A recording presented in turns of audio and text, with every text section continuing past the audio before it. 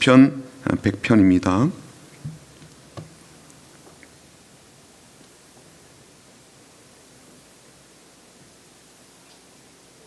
시편 100편 1절부터 5절까지 함께 보겠습니다. 구약성경 875쪽에 있는데요. 시편 100편 1절부터 5절까지 함께 읽겠습니다.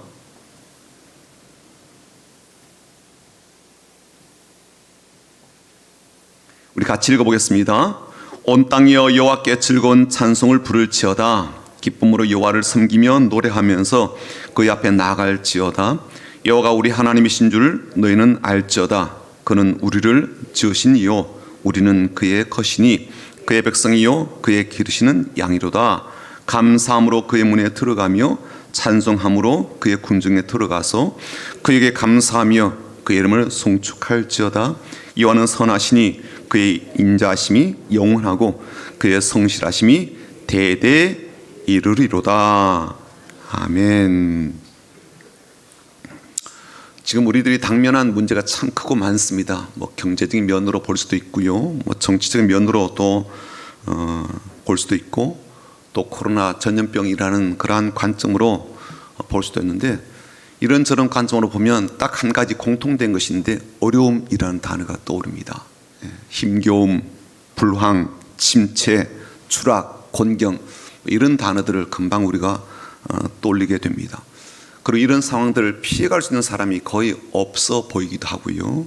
그렇지만 이렇게 강단에 이제 쌓인 이제 물품들을 눈으로 보는 것처럼 원래도 우리의 삶에는 감사가 넘친다라는 생각을 다시 하게 됩니다. 그리고 그러한 감사한 마음을 담아서 이웃들과 나누려고 하는 그 자세는 하나님께서 참 귀히 보시지 않겠는가, 그런 생각도 들고요. 그래서 우리는 더 큰 기쁨과 더 깊은 행복이 가득하게 임하기를 원합니다.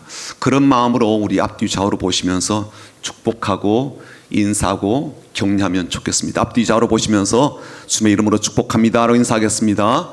주님의 이름으로 축복합니다. 주님의 이름으로 축복합니다. 주님의 이름으로 축복합니다. 한 번 더 인사하겠습니다. 주님의 마음으로 사랑합니다. 사랑합니다. 사랑합니다. 집에서 영상을 통해서 예배를 드리고 있는 우리 성민의 가족들을 주님의 마음으로 사랑합니다. 한 주간도 또 올해 얼마 남지 않았지만 올해 시간도 은혜 가운데 잘 보내시기를 바랍니다. 혹시 정근모 박사님이란 이름을 들어보셨죠? 세계적으로 유명하기도 하고 한국에서 배출한 원자력에 관한 깊은 조예를 갖고 있는 학자인데요. 이분이 어떤 책을 썼는가 하면 나는 과학자보다 신실한 기독인이 되고 싶다, 이런 책을 썼어요. 그 책을 보게 되면 그 아들에 관한 이야기가 나오거든요. 그러니까 정근모 이 박사의 아들은요 10살 때부터 그 만성 신장염을 앓았다고 합니다. 그로 인해서 아버지인 정근모 박사가 얼마나 마음고생을 많이 했는지 몰라요. 그 이후에 이제 아버지가 아들에게 신장을 떼어서 이식 수술을 하게 됩니다. 이식 수술은 이제 성공적이었는데 문제는 아들이 완전히 완쾌가 된 것은 아니었죠. 그리고 26년간 투병 생활이 이어지게 됩니다. 이 투병 생활 얼마나 고통스러웠는지, 삶과 죽음을 넘나드는 이런 투병 생활을 하면서 아들이 너무 힘들고 고통스러우니까 막 자살 기도를 하는 거예요. 자동차에 막 뛰어들어서 자살 기도를 하기도 하고 그런 일이 있었습니다. 그러니까 자신의 신장을 떼어주어서 살려준 아들이 막 그렇게 살아가고 행동하니까 아버지의 마음이 어떻겠어요? 수술 전보다 수술 이후가 훨씬 더 마음이 어렵고 훨씬 더 마음이 고통스러웠죠. 그 과정에서 이 정근모 박사 부부는요 하나님께 매달릴 수밖에 없었습니다. 날마다 하나님께 간구하며 아들을 붙들어 달라고, 그의 삶 하나님께서 인도해 달라고 막 그렇게 간구하였죠. 하지만 이 기도 응답이 되지 않고 또 빨리 응답이 되지 않다 보니까 하나님께 실망이 되기도 하고 또 하나님 앞에서 낙심이 되기도 하였습니다. 그는 참 의아하게도 어느 날 기도 중에 하나님께서 강력하게 본인에게 이렇게 말씀하시더라는 거예요. 어떤 말씀이었는가 하면, 너가 그렇게 짐으로 여겨온 그 아들을 통해서 너와 너 가족이 구원받지 않았냐. 그러니 감사해야 되지 않겠소? 그런 말씀 주시더라는 거예요. 아들 때문에 구원 받았으니까 감사해라, 뭐 그런 말씀을 확 주시더라는 거예요. 네가 그렇게 불평하고 힘들어하는 그 아들로 인해서 믿음을 가지게 되었고 가족이 구원을 받았기 때문이다 라는 이유까지 딱 그렇게 설명하시면서 감사라는 거예요. 그때 이 정근모 박사가 하나님께 그렇게 고백을 했다고 합니다. 주님, 제 아들은 효자입니다. 제가 예수 믿도록, 제가 겸손하도록, 제가 예수님을 의지하도록 저를 위해서 무거운 짐을 져야 했던 아들에게 이제는 고마운 마음을 가지겠습니다. 그리고 그렇게 행하시며 저를 기다리고 계셨던 하나님께 감사합니다. 그런 고백을 드렸다고 해요. 그래서 놀라운 일이 이제 있게 되었는데 2001년 이 아들이 뇌출혈로 위독한 가운데 이제 빠지게 되었습니다. 그때 아버지인 정근모 박사에게 마지막으로 이런 말을 남겼다고 해요. 아버지, 제 죽음을 축복해 주세요. 힘들고 고통스러운 여행은 이제 끝났습니다. 이제 하나님 곁으로 가게 되니 감사해요. 얼마나 행복한 일인지 모릅니다. 저로 인해 너무 아파하지 마시고 눈물 흘리지 마세요. 그렇게 마지막 말을 아버지 앞에 남긴 거예요. 신장 이식 수술 이후에도요, 대수술을 무려 6번이나 받았고요, 온갖 비관과 절망 속에서 절규하던 아들이 죽어가면서 아버지에게 남긴 말이 그것이었습니다. 그런 아들의 말에 이 정근모 박사 부부는요, 오히려 성령 충만함 속에서 크게 위로를 받았다고 합니다. 그리고 아들의 그 감사와 또 위로를 통해서 정 박사 부부는요, 그 이후에 더 깊은 감사의 삶으로 나가게 되었고, 또 장로 부부로서 더 힘있게 섬김을 다한다, 그런 내용이 그 책 가운데 담겨 있습니다. 오늘 우리가 읽은 이 말씀은요, 그 시의 표제를 보니까 감사의 시라고 되어 있고요, 그래서 이 시편은 감사함으로 드리는 예배 때 사용했던 시임을 우리가 충분히 알 수가 있습니다. 왜냐하면 본문 2절을 보게 되면 이렇게 되어 있죠. 기쁨으로 여호와를 섬기며라는 말이 때때로 예배와 관련된 용어로도 사용되는 거거든요. 기쁨으로 여호와를 섬기는 그 모습이 예배 모습이기 때문이고요, 또 4절을 보게 되면 감사함으로 그의 문에 들어가며, 그의 문은 성전문이겠죠, 그렇죠? 그의 문에 들어가며 찬송함으로 그의 궁정에 들어가서 그에게 감사하며 그의 이름을 송축할지어다. 하나님의 전으로 들어가면서 찬송함으로 감사하며 예배한 모습을 우리에게 그려 보여주고 있습니다. 그러므로 이 시편은요, 시라기보다는 찬송이다라고 그렇게 보는 편이 훨씬 낫고, 심지어 하나님께 예배하기 위해서 예물을 들고 성전 안으로 성큼성큼 들어가면서 성전 뜰을 지날 때 소리 높여 불렀던 찬송이구나라는 것을 우리가 알 수가 있습니다. 특별히 우리는 1절에서 중요한 단어를 좀 보게 되는데요, 온 땅에 여호와께 즐거운 찬송을 부를지어다. 이 부를지어다라는 이 말이요, 히브리어로 루아라는 말, 루아. 그런데 이 루아라는 말이 막 소리를 크게 지르는 것, 혹은 적들을 제압하고 길을 누르기 위해서 막 전쟁 터지게 되면 와 하는 소리가 있지 않습니까? 그런 소리예요. 예를 들어서 이스라엘 백성들이 이제 광야를 행진하게 될 때, 혹은 적들과 전쟁을 치르기 위해서 전진하게 될 때 그들이 불렀던 이 나팔 소리가 바로 루아였습니다. 그러니 전쟁 위에서 이 군인들이 행진하게 될 때 그 나팔 소리가 얼마나 컸겠습니까? 잘 아시는 것처럼 여리고성이 이제 무너지게 될 때 하나님께서 매일매일 이렇게 여리고성을 이제 돌라고 하셨잖아요, 그렇죠? 그리고 매일 한 바퀴씩 돌되 침묵하라. 마지막 날은 7바퀴를 돌라.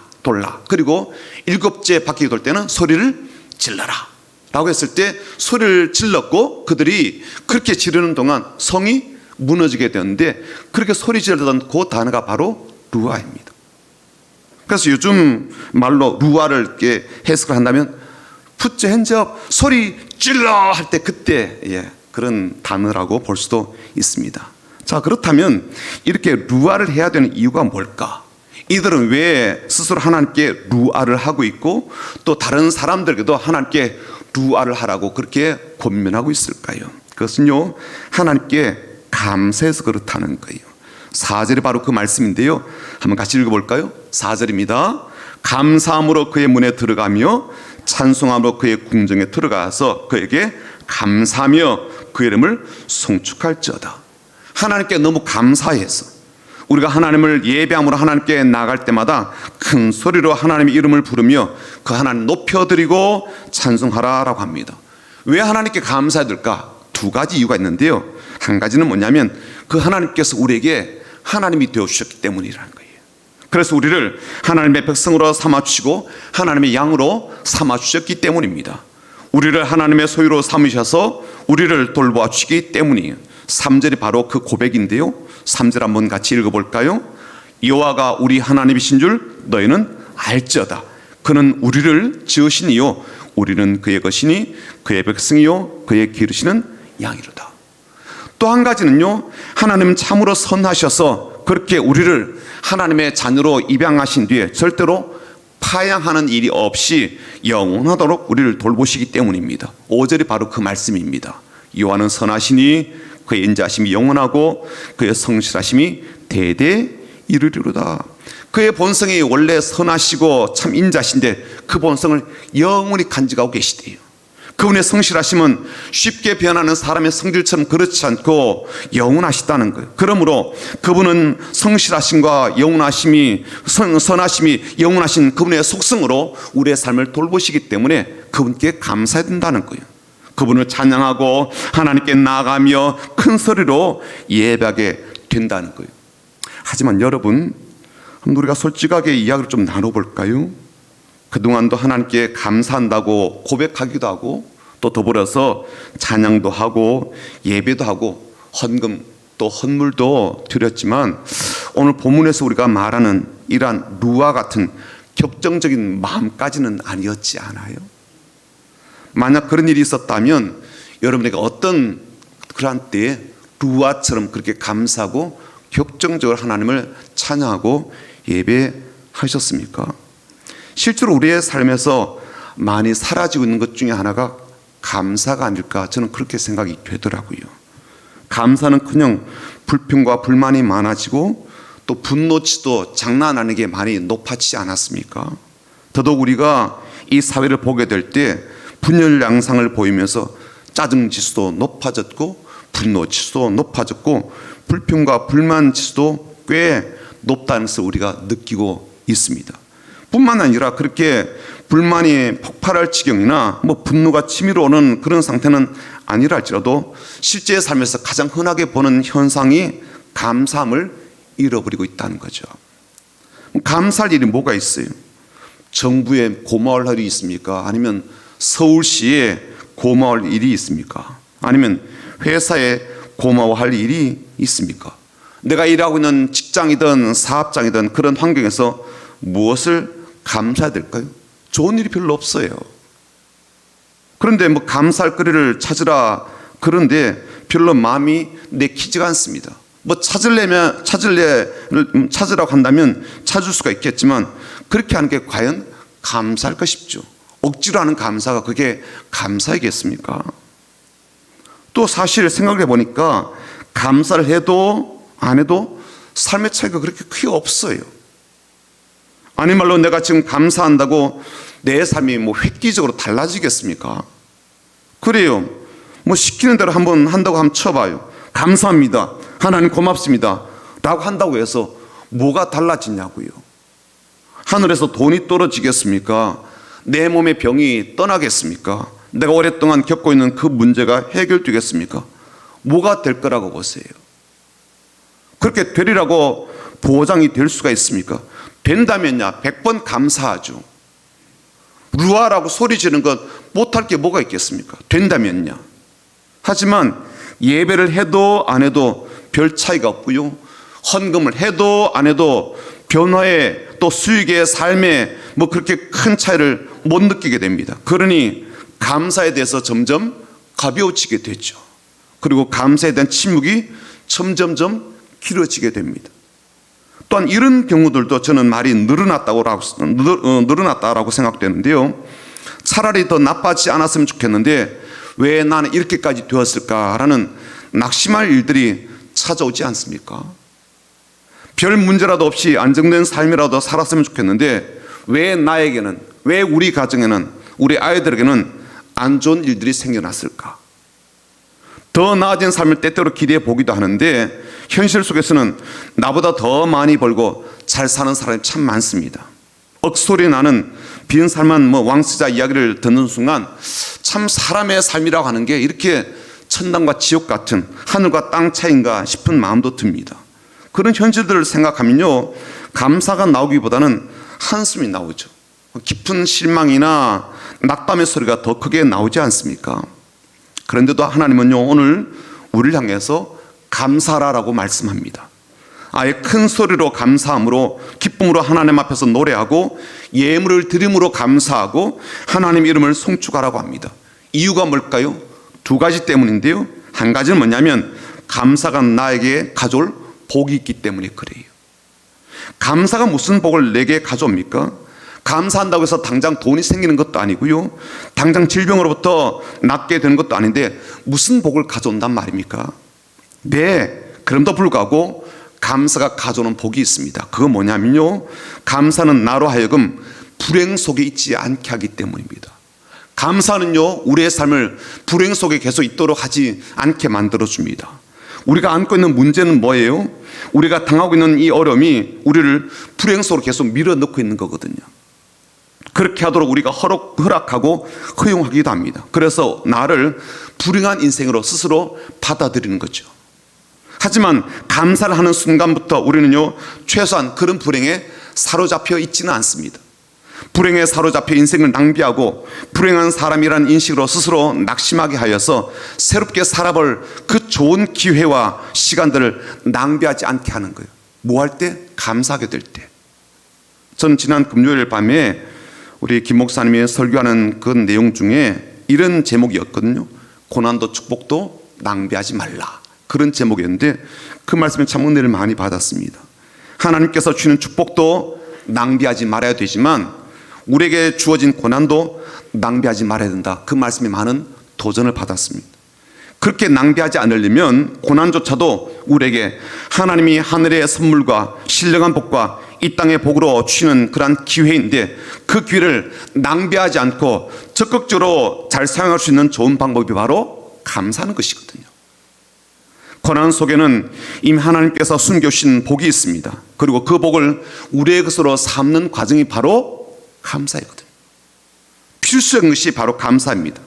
스스로 자신을 무가치하게 여기지 않는 감사, 내 인생이 무의미하지 않다라고 여기는 감사, 불행하다고 여길 만한 그런 일조차도 분명히 복된 것으로 바꾸실 것이라고 믿는 그러한 감사야말로 하나님께서 그토록 강조하신 이유이기도 합니다.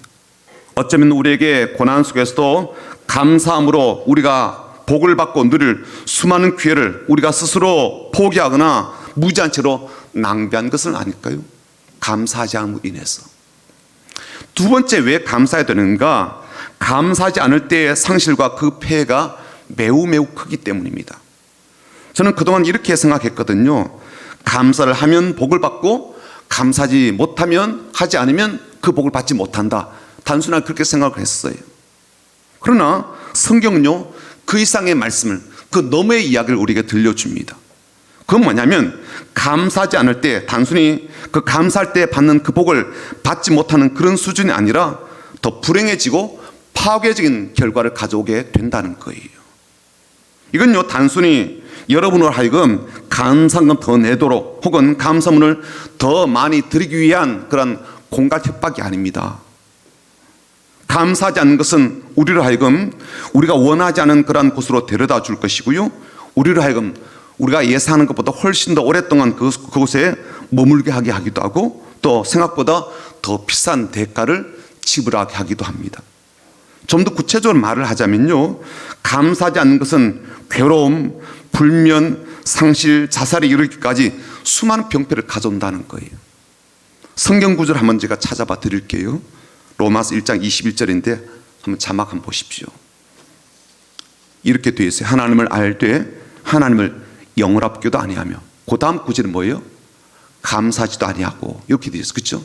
감사하지도 아니하고 오히려 그 생각이 허망하여지며 미련한 마음이 어두워졌나니.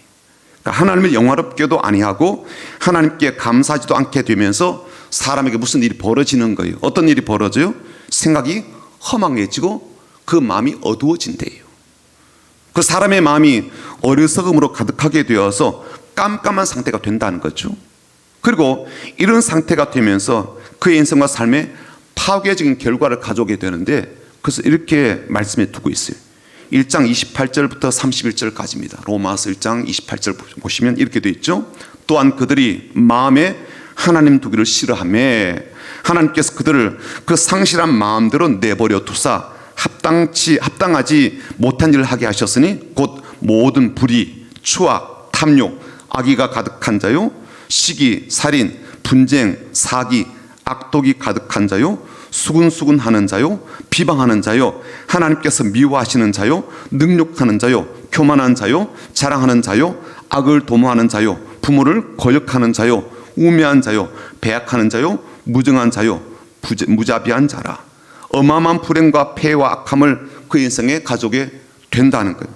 그리고 이것 위에 더 심각한 일이 뭐냐면은 32절에 또 한 구절 더 붙여놓았습니다. 32절 볼까요? 그들이 같은 일을 행하는 자는 사형에 해당한다고 하나님께서 정하심을 알고도 자기들만 행할 뿐 아니라 또한 그런 일을 행하는 자들을 옳다 하느니라. 쉬운 성경 번역본 한번 읽어드릴까요? 사람들은 그런 일을 행하는 사람은 죽어 마땅하다는 하나님의 의로우신 법을 알면서도 자신들만 그런 악한 행동을 계속하는 것이 아니라 그런 행동을 저지르는 다른 사람들까지 잘한다고 두둔합니다. 그렇게 번역됐어요.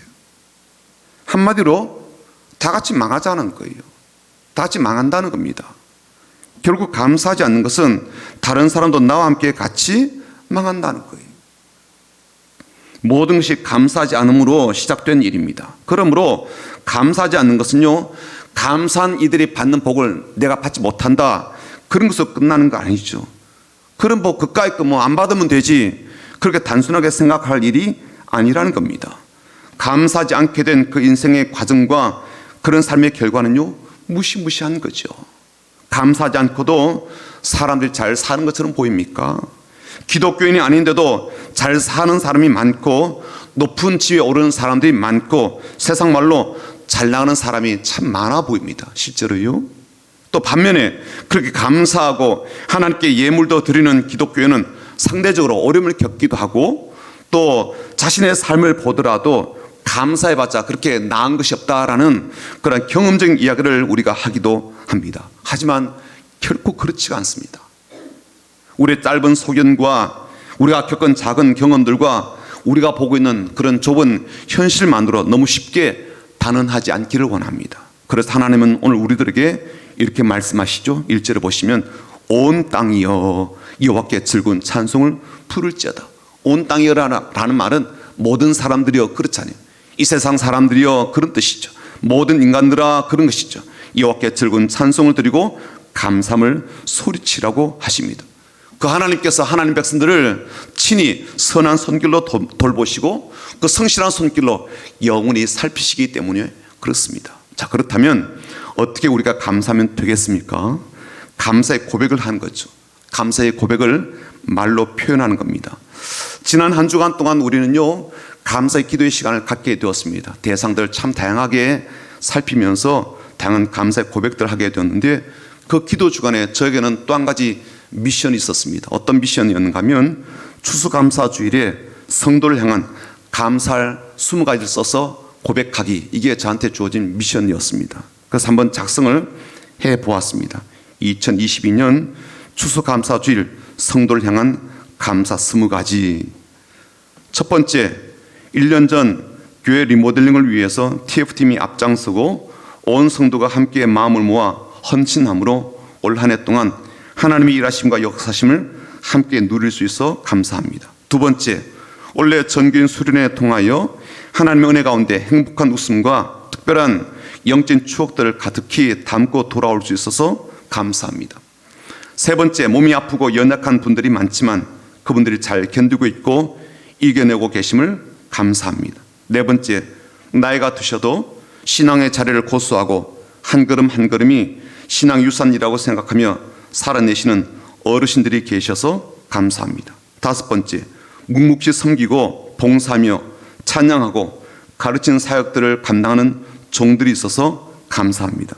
여섯 번째, 경제적으로 늘 거기서 거기인 그런 형편이지만 하나님께서 이 모든 것을 주시며 삶을 붙드시는 것을 믿고 기쁨으로 예물을 드리는 종들이 있어서 감사합니다. 일곱 번째, 우리 아이들 다음 세대가 신체적으로 또한 정신적으로 건강하게 자라고 있고 그들의 나이에 맞게 영적으로 또 신앙적인 발돋움을 하고 있는 모습을 보게 되어서 감사드립니다. 여덟 번째, 성민교회가 지역의 기관들과 공동체 그리고 교회들을 도울 수 있어서 감사하고 나눌 수 있어서 행복합니다. 아홉 번째, 담임 목사라고 저를 생각해주고 아껴주며 사랑해주시고 늘 기도해주시는 분들이 많아서 감사합니다. 열 번째, 30년이 넘는 세월을 한결같이 목회하고 교회당을 아름답게 건축하고 난 뒤에 후임에게 물려주고서 늘 마음으로 또 기도로 함께 해주시는 원로 목사님 네 분이 계셔서 감사합니다. 11번째, 마음을 함께 하면서 목회적 역량을 다하는 동력하는 교육자들이 있어서 감사합니다.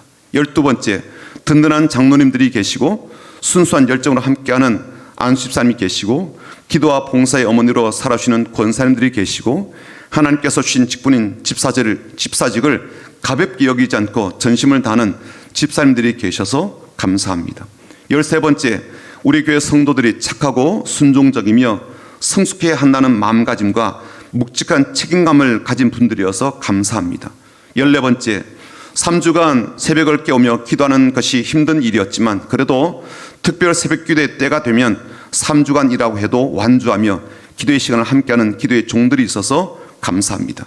15번째, 누가 뭐라고 강요한 것도 아닌데 성경을 통독하는 일에 힘쓰고 일천번제를 하나님께 드리는 일에 혼신의 힘을 다하는 분들이 있어서 감사합니다. 16번째, 선교에 대한 마음과 열정이 가득하여서 단기 선교사로 섬기는 것은 물론이고 선교사를 돕기 위한 예물을 꾸준하게 드려 선교지에서 놀라운 부흥의 역사가 있도록 힘쓰는 교회이고 그런 교인들이어서 감사를 드립니다. 17번째, 새가족의 등록은 많지 않지만 그래도 오시는 분들이 잘 정착하고 교회에 대한 소속감을 가지며 잘 지내고 계셔서 감사합니다. 18번째, 올해도 코로나 상황이 종식이 되지 않고 지구촌에는 큰 전쟁이 터지고 경제적인 위기들이 몰려오며 남북한의 군사적 긴장이 고조되는 가운데서도 우리 교회 교인들이 하나님의 보호하심 가운데 잘 지내며 흔들림 없이 주님을 잘 섬기는 종으로 살아가게 해주셔서 감사합니다.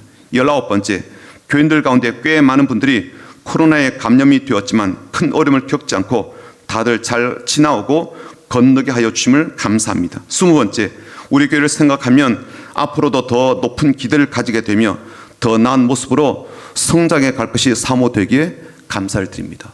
더 많은 것들이 있었지만 제가 20가지만 썼습니다.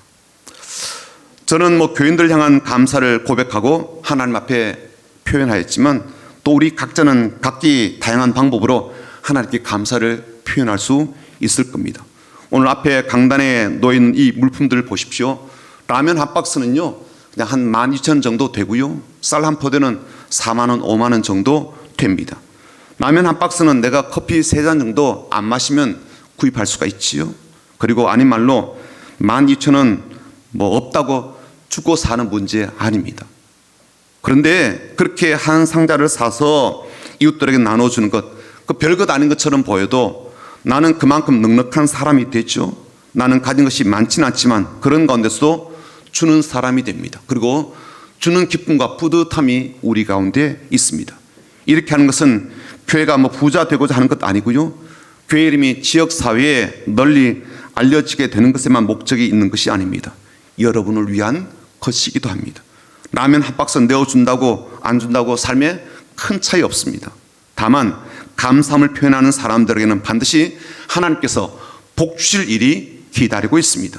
하나님의 양들을 하나님께서 돌보시고 하나님 백성을 하나님께서 살펴주시기 때문입니다. 그러므로 사랑하는 성도 여러분, 하나님 앞에 감사의 고백을 드리고 예물을 하나님께 드리는 하나님의 귀한 양들이 되시기를 주님의 이름으로 축복합니다. 그리고 우리 이웃들과 우리의 감사함을 나누는 이 나눔 축제에 하나님께서 내리시는 복과 하나님께서 부으시는 은혜와 하나님이 돌보시는 귀한 손길을 받고 경험하는 복된 치유가 되시길 바라고 그런 복된 삶이 되기를 주님의 이름으로 축복합니다. 아멘. 감사함으로